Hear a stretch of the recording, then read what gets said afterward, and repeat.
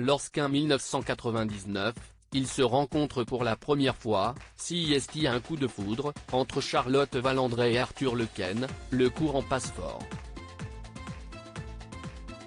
Tout va très vite, d'ailleurs, puisque l'actrice épouse son prince charmant la même année, avant d'accueillir leur petite Tara en 2000. Une belle histoire qui va se gâter les années suivantes, puisque tous les deux prennent la décision de se séparer en 2002 avant un divorce en 2003.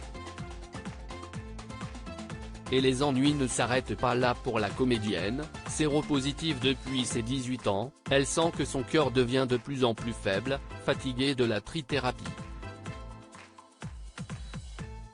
Un moment difficile, pendant lequel elle perd 90% de ses capacités cardiaques, et pendant lequel son mari ne la lâchera pas.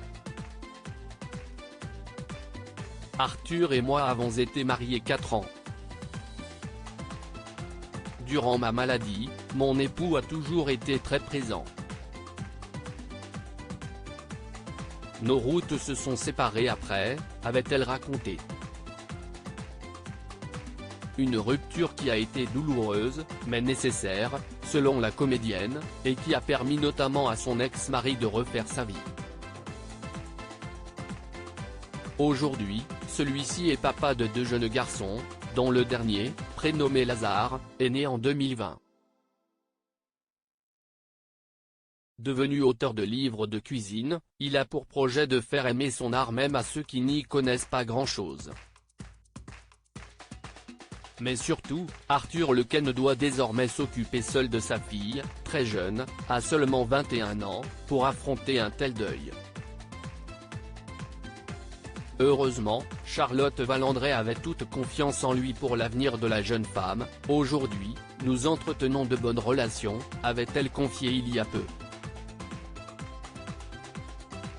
Il habite à 50 mètres de chez moi et s'occupe formidablement de Tara. L'essentiel, à mes yeux. Ce jeudi, un hommage sera rendu à Charlotte Valandré à Paris et Tara pourrait y faire une rare apparition, sûrement accompagnée de son papa, toujours derrière elle.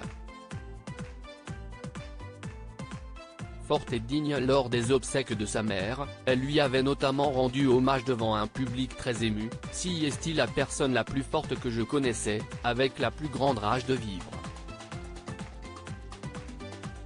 Sa liberté lui a enfin été rendue, son combat est enfin fini, avait-elle dit.